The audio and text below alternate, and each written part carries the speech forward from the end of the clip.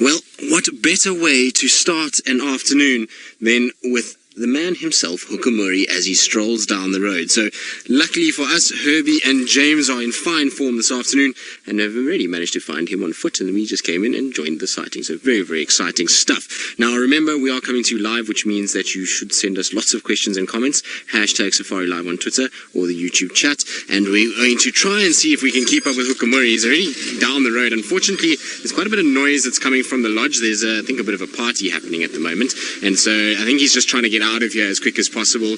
Also, what has amazed me is his sort of way that he is with James and Herbie on foot. James and Herbie are right there. You can actually just see them just going past us through the bush. So that's them walking behind me on my left-hand side.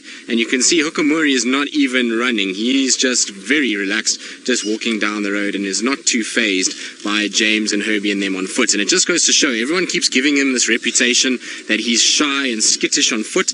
He's not. He's actually quite relaxed and is fairly chilled about life. So he's just kind of meandering down the road. The interesting thing, though, is that he's finished with Shadulu yesterday and he's come on to Djuma and he's now walking exactly where we had Thandi the last couple of days. So Thandi's been all around this particular section, and I'm interested to see if he turns left up Gari Cutline or if he carries on straight down Central on his patrol. But either way, it's a very, very cool way to start my last drive on Djuma for some time, which is very, very, very cool. I was hoping we were going to get some spots this afternoon, and I wasn't sure which animal I'd like to see. I was hoping Tumba, actually. That was the one I was really hoping for, but Hukumuri is still getting, well, still one of my kind of favorites actually at the moment. I like him. There's something about him. He's, I suppose, not favorite, but he is a very cool cat. I like his attitude, and I like the way he kind of seems to not have a care in the world about these bigger leopards that are around him and just carries on. He is very hungry, and I'm sure that's because he's been mating, so hopefully he's going to take us on some hunting this afternoon. But while we follow him down the road, let's send you back across to James Henry, the man who actually found this leopard, to say good afternoon. Heard some squirrels and some francolins going crazy in the drainage line behind us, which is where Thandi was last tracks of her and the cub were. Maybe James and Herbie are onto a good wicket and they might find another leopard. But Hukumuri all of a sudden went up onto this termite mound, and he's now just stopped and is listening and watching and just trying to kind of work something out. I don't know if he heard those alarm calls the same as we did, but he was kind of walking down the road, all of a sudden stopped, made a beeline for this termite mound, and then went up onto it on the side where there's a bit of vegetation. So it's a perfect place where he can kind of just have a little bit of a look and still camouflage quite well in the shade and in amongst the vegetation.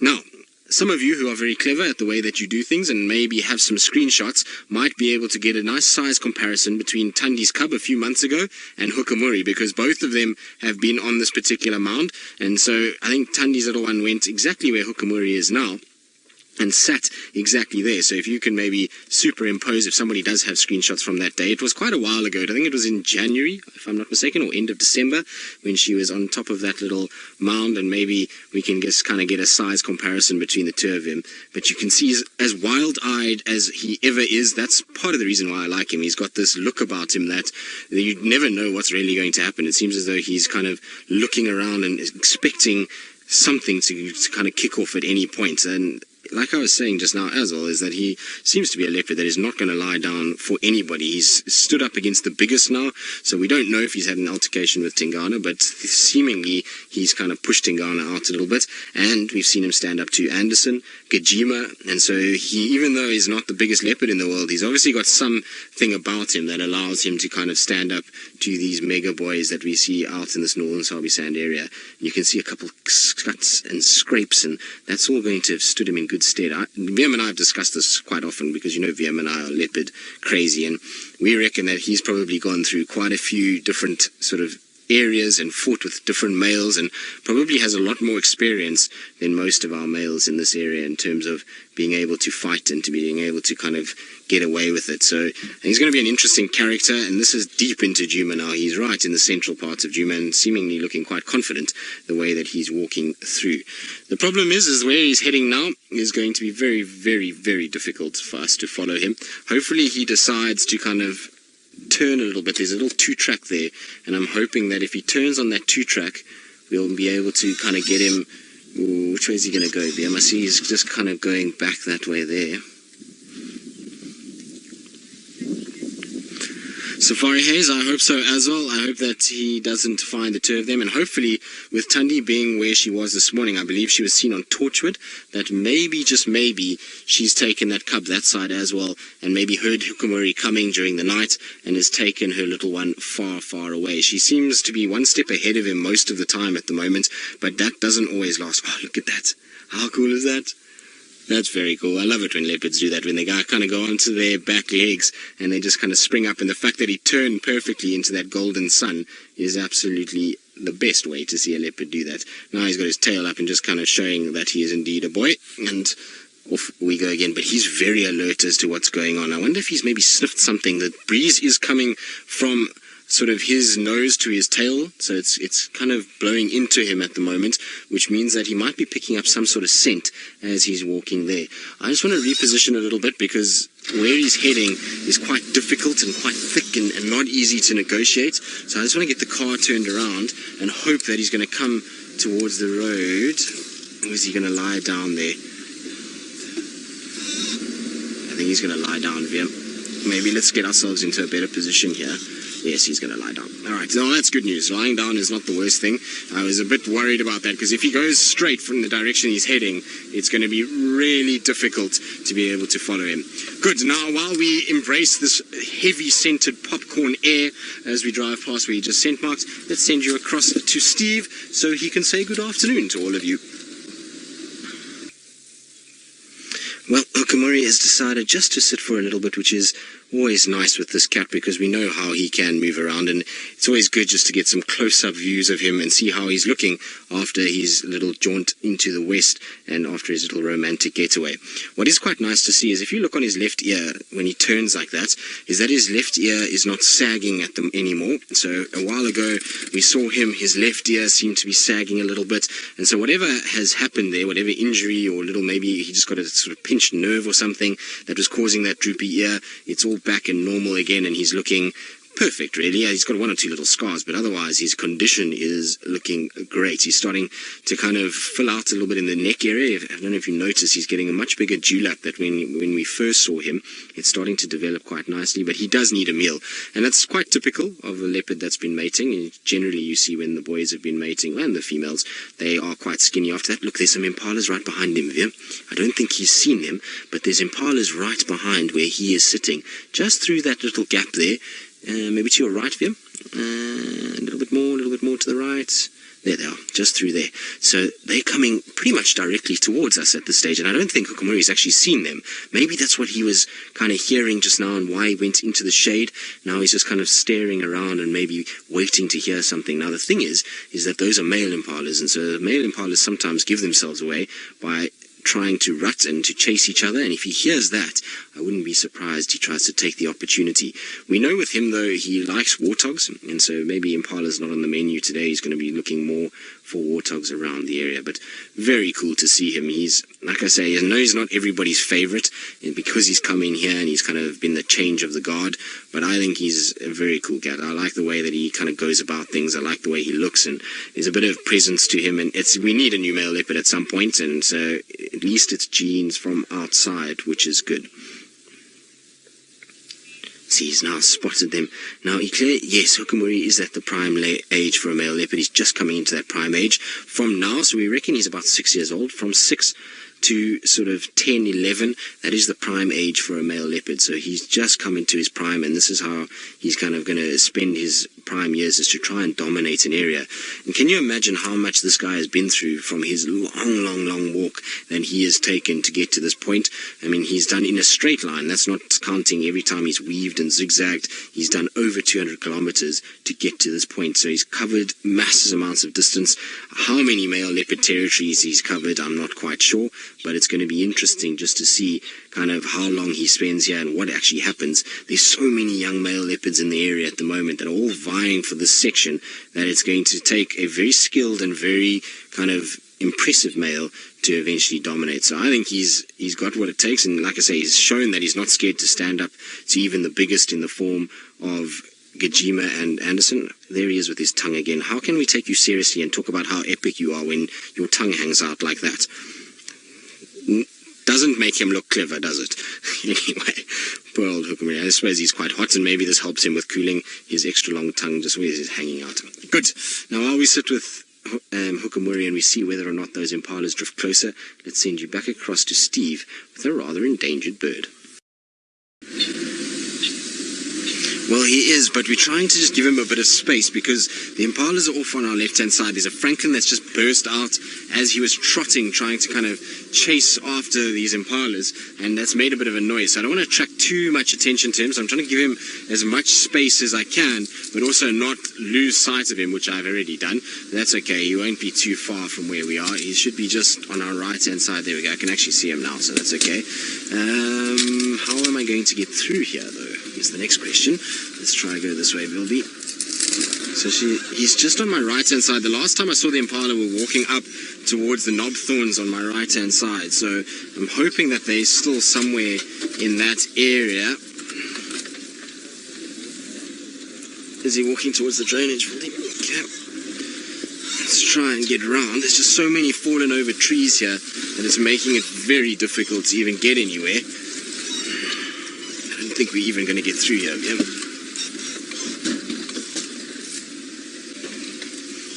Right, now I've got to try and see if I can actually get to where he went. Last time I saw him was heading kind of down this way to the right, which should theoretically... There he is, there. So he's just here kind of using the drainage line to his advantage. So he's kind of sneaking along. There the impala are at the jackalberry. So I'm going to sit tight here, and we're not going to have the best view of the impalas, but he's just off on my right-hand side. Behind this tree is where he ducked down, and he's going to hopefully use the bank. There he is, actually, well spotted, Vim. Vim can see him just through this kind of thicket, and so he's not far from these impalas at the moment. I just want to see where he goes. The impalas are obviously very alert. They kind of know with a francolin shouting a vehicle that there's something going on, and so if he can drop down without them seeing him and he can get into the drainage, then he can use the bank to go along and probably get himself quite close. But it's amazing watching him. He's quite a calculated thinker, is Hukumuri. He gets to this sort of situation where he watches the direction that they're moving, and then he kind of runs and tries to get in front of them as quick as possible and then hope for them to move towards him. And he's going to be very, very active this afternoon in terms of hunting. He's not going to be sitting tight. There he goes, Vim. He's just stalking in front of us now. So he's just trying to go slowly, but he's not watching the impalas. You see, he's looking at an impala in front of him. So now he's down, look. It sounds like that impala might have seen him. Let's just see. What's wrong with that impala? That impala can't snort properly.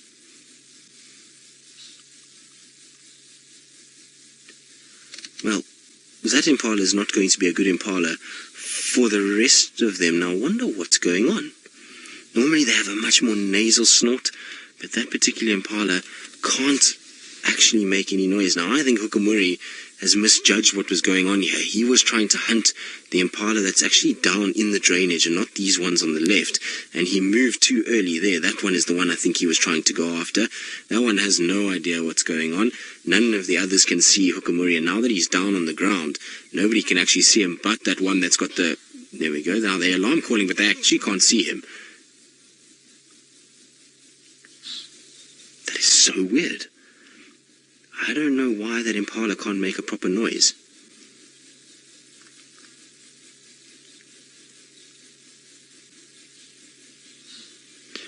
It sounds like Jared at the moment. Jared also has lost his voice in the last few days. Where's he gone? You know, there he is. He's just right down low to the ground, trying to stay as hidden as possible. Child of the universe, you say this is very exciting. It is very exciting. What a way to kind of kick off our afternoon for Cataday. You always want to try and have active cats, and when it's sunny like this, you always think that it might not be a possibility until later in the day. But straight off the bat, Hukumuri is busy and moving, which is really good news.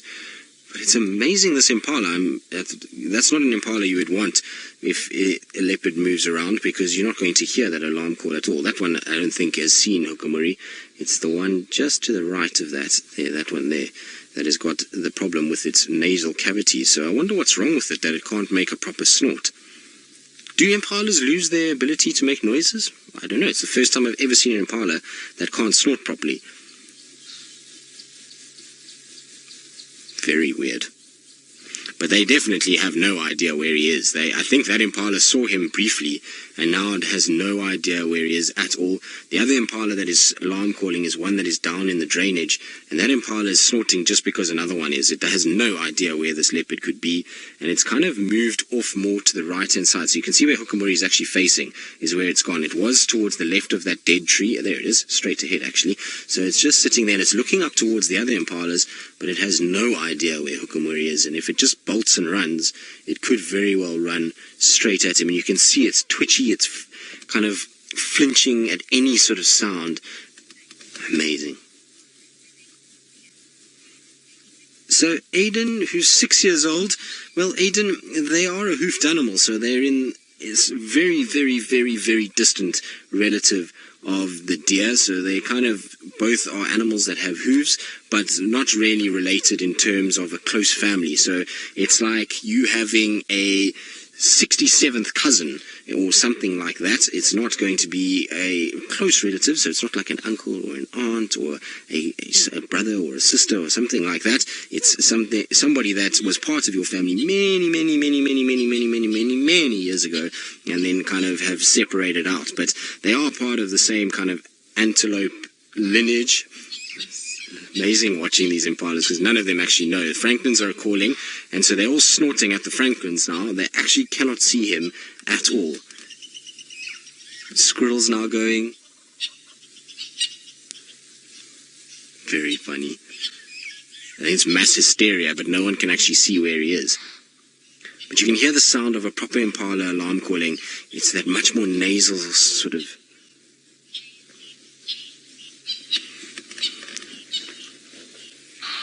Zika, maybe. I think he's just sitting now because he knows he's been seen, and that one impala has alarm called, and so he can't move now until the impalas start to relax a little bit, until the impalas start to kind of get into a situation where they forget that he's actually there. There's the impala, and there he is. And so he has to just sit tight and wait now, and maybe the impalas will walk towards him. Maybe they'll drift off into a different area, and he can then follow again and reposition himself. But for now, he's just got to play the kind of waiting game. Squirrels are alarm calling, birds are alarm calling, the impalas are on high alert, they're snorting, and so until everybody starts to calm down, he's got nowhere that he can go because all the other animals are actually going to give him away and make it very difficult for him to be able to actually get anywhere. So he's just sitting now waiting for the impalas to forget, waiting for the squirrels to lose their kind of sort of patience with him, and then he can start moving again and trying to get himself into a better position. He might get lucky and an impala might walk straight towards him, but at this stage I don't think so. I think the Nyala are going to stay dead still until they see anything. Good. Now while we sit here and listen to the cacophony of alarm calls, let's send you across to Steve with a different type of antelope. Well, I think Hukumuri is actually too hungry for a francolin right now. He's not in the mood for that. He's after rather large meals. I think he's looking for impalas and warthogs at this stage, although he looks like he's resting now, doesn't it? It looks like he's kind of got his head down.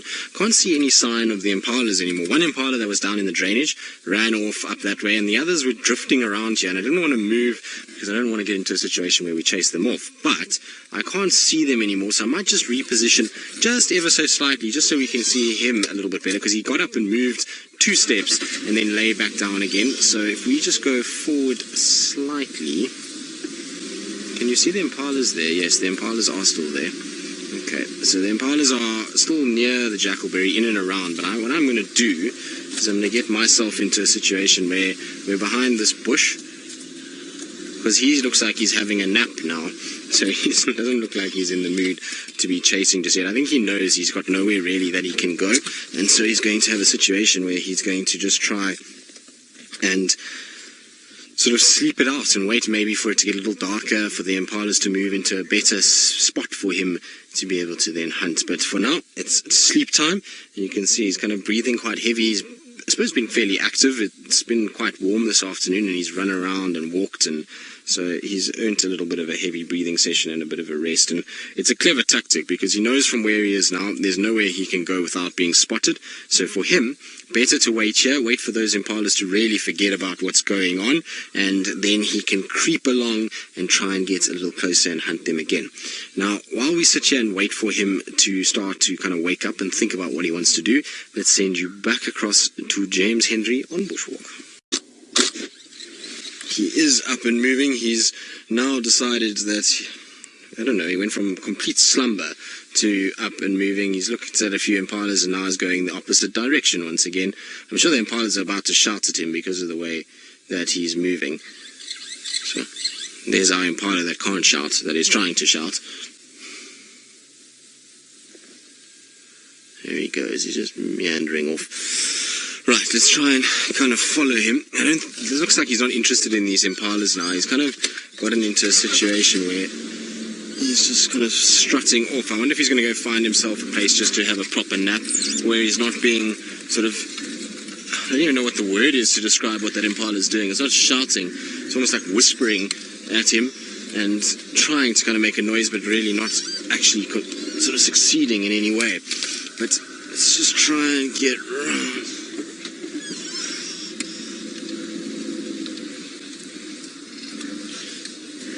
Child of the universe, it depends. It depends if the impala saw him or if it was just sent or, you know, just kind of other things alarm calling.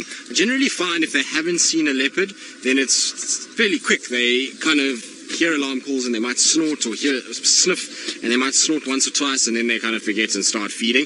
These guys had already started to feed again, and then it was just that one impala that just saw Hukumuri get up and walk that started snorting again now. So the others were actually feeding. They weren't really paying attention. Now where's he gone, Bilby? I don't know where he headed. Where has he gone? Oh, 11 o'clock. He's going towards his termite mound. Be a good boy and go on your mound. Now, here Rex is trying to call me on the radio. Yeah, go ahead, Rex.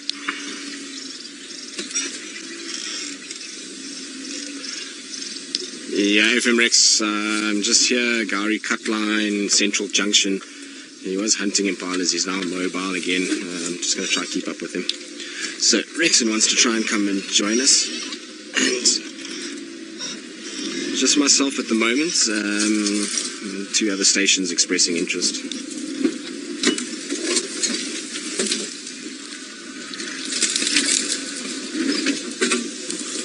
Right, now where has he gone from here? So Rexon just wants to come and join us, given that they're driving a group. You would have heard that group, I'm sure, if any of you on the dam cam. There was a little bit of a shindig, should we call it. And I believe a lot of you have been chatting about it. There's a little shindig that is going on. Now, VM says you can still see him. Other side of the quarry across the road. Okay, thank you, VM. So he's going pretty much down back towards the Mulawati, which is interesting. I wonder if he's going to head towards the little water hole that we've got here for a bit of a drink. There he goes, just on our left. Just want to jump onto this 2-track because it's going to be much easier to follow him. So I think he just got to the point where he doesn't really feel like hunting those impalas anymore. He just kind of thought to himself, too much effort, I'll just carry on. But here we go, he's going to pop out right in front of me. There he is. And he should go, there's a water point just here in front of us that I think he might go and have a bit of a drink, but he's going to scent mark first. And given it's been a warm afternoon and he's been panting, he's going to go up on his back legs. Watch. Let's see, how high does he go? No, decided that that's enough, that he can just scent mark in that area. But like I say, given all the sort of heat that he's had and panting, I wouldn't be surprised if he has a bit of water. Now, there are quite a few guys that are trying to call me on the radio, so...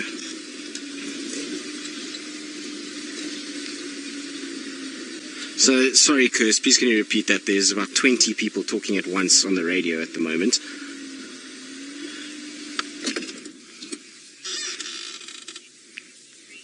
So, Ashton, the dewlaps get bigger with age, and generally that coincides with breeding. So as a male starts to breed, he's obviously coming into his prime. Now look, it's looking at the Franklin. That's why he's waiting for the Franklin to move before he heads to the water. And so generally it's kind of coincides with their breeding period. And a female that sees a big male with a big dewlap knows that he's probably a dominant individual and therefore will mate with him. Now tail's right up in the air because of that Franklin. That is probably would alarm call him at him if he didn't have his tail up. Now let's just try and get towards where the water point is, because I think he's going to have a little drink. I don't know, it looks like he might walk past, but if he's going to drink, it should be here. Yes, there we go. He's going to have a drink. He's just not drinking on the very nice side, that's all. So we're going to just try and sneak in on the left side here and try and get a front sort of view of him drinking. Let's hold on, Vildy. I should be there in 2 seconds. That's quite nice. So, nice view of him just having a little kind of quench of his thirst, which is, I suppose, not a bad thing, given that he's obviously kind of walked quite a bit, and like I say, he's got a situation where he's kind of been panting quite a bit and moving around for quite some time. So it's not something I didn't expect from him. I would have thought that he was going to have a few sort of drinks of water as we were going this afternoon. Very, very cool. Vim, I'm going to go forward a little bit for you so you can get that rock out the way, because there's a little rock that's right in Vim's way there on the sort of right side. So if I just go round a little further for Vim, we should have a situation where we can get that rock. No, don't go closer to the rock. So he's now going closer to the rock. Of course he would. That's how he is sometimes. But look at that, isn't that cool? Having a proper drink. I believe a lot of you could hear him actually drinking and making to the sound as he was lapping up water. It's such a cool thing to see and to hear, and luckily I think the last angle we got was probably the best one. But he's just going to meander off. I think he might lie down quite close here. Now that he's had a bit of water, he seems as though he's not really racing around, is he? He's kind of just walking along, and looks like he's just going to try and find himself maybe a place to lie down, or even just try and flush out some sort of food item. Lou, how much water in one tongueful? Very little. Remember that when they are drinking, they're not actually scooping water up or drinking like we would. They're using surface tension. So the hairs on their tongue and surface tension, as it touches the surface of the water like this, and it pulls up, they're then getting a little droplet that's basically being pulled up, and then they close their mouth on that droplet. So it's very little water that they get. And that's why they sit for long periods and just kind of in and out, as they try and kind of get as much water as possible. Now, there's lots of people trying to get hold of me on the radio, so I'm going to have to answer all of them now. There's people that are being pretty incessant about speaking to me, so while I try and speak to them, let's just send you back across to James.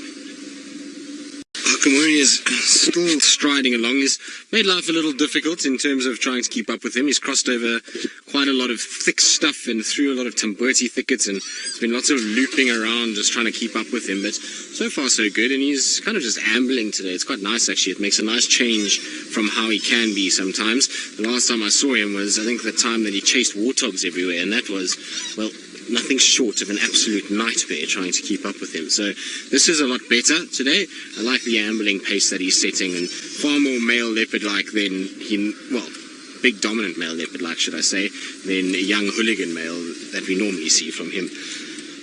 What's interesting, the route that he's taking, is the first time I've actually seen him walk this way, or even would have found tracks from him here. I've never seen him actually walk this route or tracks going in this direction. Generally, he seems to go to the dam and then down Twin Dams Road.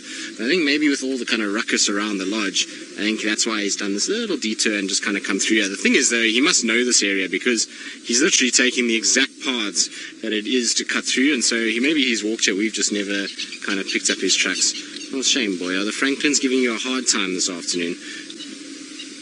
Now, Kirsty, the area that we're in is we're actually right where Tundi's Den site was in December. So this is the little two-track that took us to Tundi's Den site in the Mulawati, just south of the Wahlberg's Nest, on Twin Dams Road. So he's literally walked straight over the den. That's exactly where he walked. It's pretty much the same route that Tundi took. That's why I wasn't too concerned about us losing him. Had this been a few months ago, I would have been very worried, because there was no two-track here, and also didn't really know this area as well as we do now. Now I knew that there was a pathway and we could just loop around, and he'd eventually pop out in front of us, and as he did. So it's all very, very good. But there we go, on to Twin Dams Road. I think he's going to take Ingwe Alley from here and start heading maybe a little bit more west. But while we follow him and see whether or not he does, let's send you across to James with something that flutters by. Well, he's taken Ingwe Alley just like we thought he might. I'm pretty sure now we have a conundrum as to where he's going to head next. Sometimes from here he either cuts over towards Rebecca's or he's going to go down towards Treehouse Dam. Vildia and I are still in two minds as to which way he's going to go, but we're going to have to make a call soon because he's going to approach an S-bend now where there's a whole bunch of mud wallows, and if he decides to go Treehouse Dam, then he'll turn south into the drainage. Now we had the funniest moment just now. We had him kind of walking along, and he walked down the road, and we kind of didn't notice a single change in his behavior. He went sort of trotting down, well, not trotting, ambling is probably a good word to say this afternoon. He was just kind of ambling along, and then all of a sudden we had a situation where we kind of drove right behind him and just kind of were looking, and next thing there was a Dika right next to the road.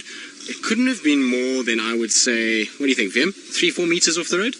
Maybe 3-4 meters off the road, and Hukumuri walked right past it without even seeing it. It was highly entertaining because this Dika was looking as though the kind of shock of this leopard coming past and not actually doing anything to him. And this Dika was just sitting frozen dead still until it passed, and then it bolted off as we went past. But quite funny to see that he didn't even pick it up. But he's still just kind of moving around looking. I think he's looking for warthogs more than anything else. I don't think he's interested in all of these other antelopes that are around. I know he's hungry, but I'm pretty sure he's trying to find a warthog snack, and that's what he's mostly looking for. Also a scent marking mission. He's kind of patrolling and scent marking as he goes.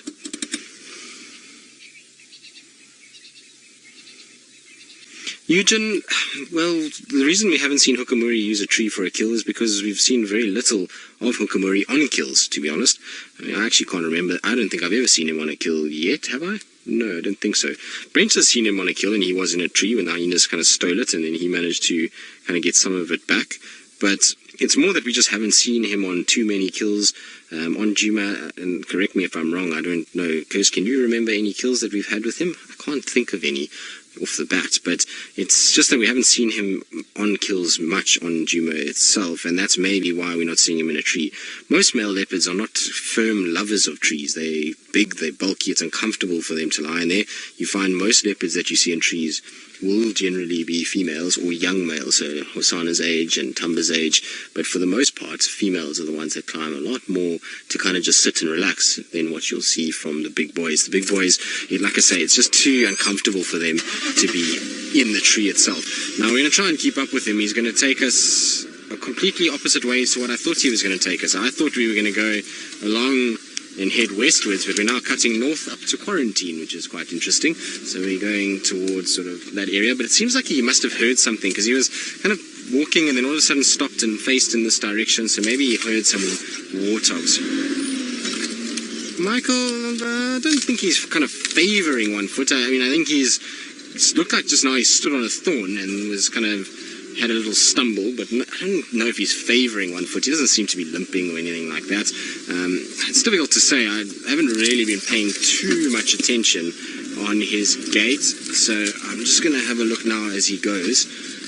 No, he looks okay. He looks like he's pretty much walking as normal with a little sort of swagger that male leopards have when they walk along. So it doesn't look like he's favouring either side at all. And there's the tail curling up and kind of carrying on. Shame, he's been shouted at by everything. He's been shouted at by grey go-away birds, impalas, franklins, squirrels. Tough day at the office for Hukumuri this afternoon. Not easy to walk around these areas.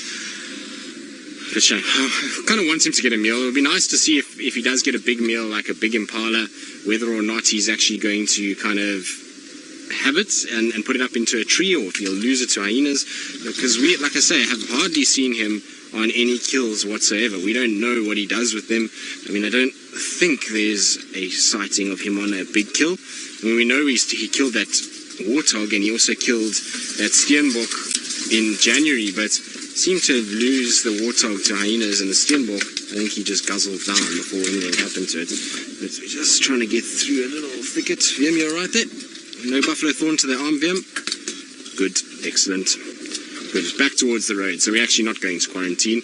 We just did a little kind of shortcut. He didn't feel like following the S-bend of the road to get to where he wanted to go.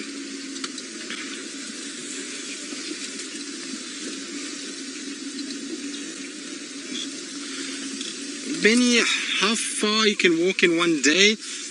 Difficult to say. It depends on the day, I suppose. I find with him that he can cover quite a lot of distance. We know the other day that he crossed in from Arathusa just after our drive finished, and he was then kind of seen. We found him the next morning after he had walked pretty much to Chitwa Cutline and then back again. So that would have been a total of easily 10 kilometers. So I reckon he could cover probably way more than that. I reckon that he'd probably be able to do 15, 20 if he just walked all day long, maybe even more if he really wanted to. But this afternoon so far, if I just think about how much we've walked this afternoon, he's probably done easily about 5 kilometers already this afternoon. Maybe a little bit less than that, maybe 4. But it's still a fair amount, and you can see he's still ambling along. He's pretty much walked most of the afternoon, bar a little 10-minute nap that he had in the first sort of thing. So let's see how far he goes. We'll kind of work it out by the end of the evening, how far he's taken us, and that will just be in a short period of the day. You can imagine how much he's going to walk during the night and then even into the early morning. Where are you going to go, boy? Is he going to just scent mark there, or is he going to actually carry on? Nope, that's going to be scent marking. Scraping of the back legs. Oh, we're going to do more than a urination. Looks like it. It's all very boring to do this. You can see a bit of a yawn while he goes to the toilet. I'm surprised he's actually going to the toilet. It doesn't really look like there's very much in that stomach to get rid of, but it seems as though he is getting rid of some of it. And we had not the most ideal view of all of that. I would have far preferred to see him from the front than the back when he goes to the toilet in that way. Anyway, right, now, as Kirsty has reminded me, speaking of toilet breaks, let's send you back across to James. Hopefully James is not in a similar pose, because that would just be very awkward.